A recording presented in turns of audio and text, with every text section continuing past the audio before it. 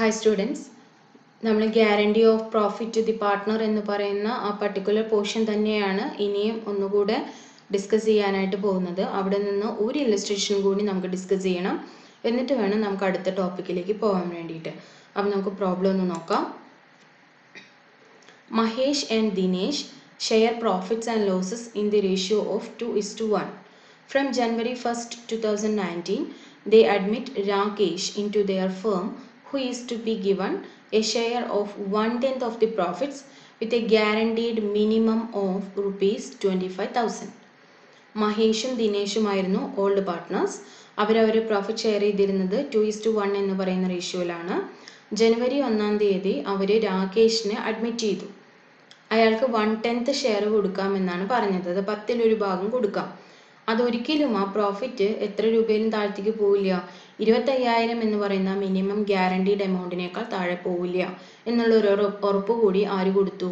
മഹേഷും ദിനേഷും കൊടുത്തു. Mahesh and Dinesh agreed to bear any deficiency on account of guarantee to Rakesh in the ratio of 3:2 respectively. മഹേഷും ദിനേഷും എന്ത് പറഞ്ഞു? എന്തെങ്കിലും അഥവാ 25,000 രൂപ നിങ്ങൾക്ക് കിട്ടിയില്ലെങ്കിൽ എത്ര എമൗണ്ട് ആണോ അവിടെ ഡെഫിഷ്യൻസി വരുന്നത്, ആ എമൗണ്ട് ഞങ്ങൾ രണ്ടുപേരും ഏത് റേഷ്യോയിൽ എടുക്കാം? 3:2 എന്ന് പറയുന്ന റേഷ്യോയിൽ എടുക്കാം. ഇതാണ് മറ്റ് പ്രോബ്ലത്തിനെ അപേക്ഷിച്ച് ഇതിനുള്ള ഒരു മാറ്റം എന്ന് പറയുന്നത്. മറ്റ് പ്രോബ്ലത്തിലൊക്കെ നമുക്ക് പുതിയൊരു റേഷ്യോ തന്നിട്ടില്ലായിരുന്നു. നമുക്ക് ആകെ 2 റേഷ്യോ മാത്രമേ പ്രോബ്ലത്തിൽ തന്നുള്ളൂ. ഒന്ന് ഓൾഡ് റേഷ്യോ, മറ്റൊന്ന് ന്യൂ റേഷ്യോ. ഓൾഡ് റേഷ്യോയിൽ 2 പാർട്ട്നേഴ്സിൻ്റെ മാത്രം റേഷ്യോ ആയിരുന്നു. ന്യൂ റേഷ്യോ ആയപ്പോൾ പുതിയ ആളെ അഡ്മിറ്റ് ചെയ്ത ശേഷമുള്ള റേഷ്യോ കൂടി ചേർത്തിട്ടാണ് നമുക്ക് ന്യൂ റേഷ്യോ കിട്ടിയത്. ഇവിടെ നമ്മളോട് ഇത് കൂടാതെ എന്ത് റേഷ്യോ കൂടി പറയുന്നുണ്ട്? ഈ ഡെഫിഷ്യൻസി ഷെയർ ചെയ്യുന്ന ഒരു റേഷ്യോൻ്റെ കാര്യം കൂടി പറയുന്നുണ്ട്. അതാണ് എന്ത്? 3:2. The new profit sharing ratio will be 6:3:1. 6:3:1 ആണ് പുതിയ പ്രോഫിറ്റ് ഷെയറിംഗ് റേഷ്യോ. ഇനി പ്രോഫിറ്റ് എന്ന് പറയുന്നത് എത്രയാണ് കിട്ടിയിട്ടുള്ളത്? 1,20,000 ആണ്.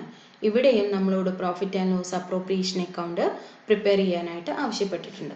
അപ്പോൾ നിങ്ങൾ മനസ്സിൽ വെക്കേണ്ട എമൗണ്ട് എത്രയൊക്കെയാണ്? 1,20,000 പ്രോഫിറ്റ്, 25,000 രൂപ രാകേഷിനുള്ള മിനിമം എമൗണ്ട്, പുതിയ റേഷ്യോ 6:3:1, അവർ ഡെഫിഷ്യൻസി ഷെയർ ചെയ്യുന്ന റേഷ്യോ 3:2, ഓൾഡ് റേഷ്യോ 2:1.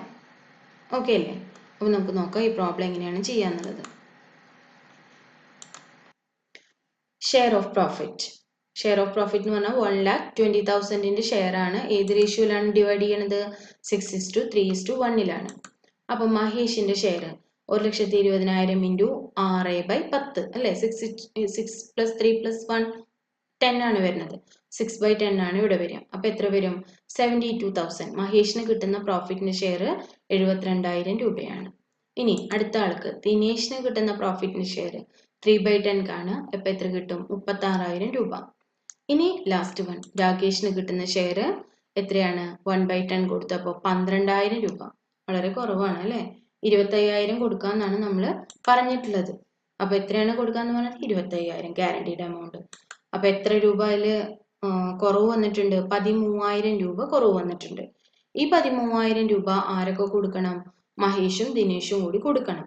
അവർ കൊടുക്കുന്നത് ഏത് റേഷ്യോയിലാണ്? 3:2 എന്ന് പറയുന്ന ഒരു പുതിയ റേഷ്യോയിലാണ് അവർ ഈ 13,000 രൂപ കൊടുക്കുന്നത്. അപ്പോൾ നമുക്കൊന്ന് നോക്കാം മഹേഷ് എങ്ങനെയാണ് കൊടുക്കുക. 13,000 ഇൻറ്റു 3/5. 3:2 എന്ന് പറഞ്ഞാൽ 3/5. എത്ര രൂപ കൊടുക്കണം? 7,800 രൂപ കൊടുക്കണം. ഇനി ദിനേശ് ആണെങ്കിലോ 13,000 ഇൻറ്റു 2/5. എത്ര രൂപ കൊടുക്കണം? 5,200 രൂപ കൊടുക്കണം. മനസ്സിലായോ? അവര് നേരത്തെ ചെയ്ത പോലെ തന്നെയാണ് നമ്മളിതും ചെയ്തത്. പക്ഷെ ഈ ഡെഫിഷ്യൻസി ഷെയർ ചെയ്യുന്നത് ഓൾഡ് റേഷ്യോയിലല്ല, പകരം അവിടെ തന്നിട്ടുള്ള പുതിയൊരു റേഷ്യോയിലാണ്. ആ റേഷ്യോ ആണ് എത്ര? 3:2 എന്നുള്ളത്.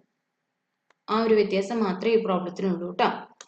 അപ്പൊ നമുക്ക് ഇനി നോക്കാം നമ്മളോട് എന്താണ് പ്രിപ്പയർ ചെയ്യാൻ പറഞ്ഞിരിക്കുന്നത്. Profit and loss appropriation account. അപ്പൊ അതൊന്ന് പ്രിപ്പയർ ചെയ്യാം. ആദ്യം നമുക്ക് ഇവിടെ എഴുതേണ്ടത് എന്താണ്? നെറ്റ് പ്രോഫിറ്റ് ആണ് അല്ലേ? 1,20,000 രൂപ.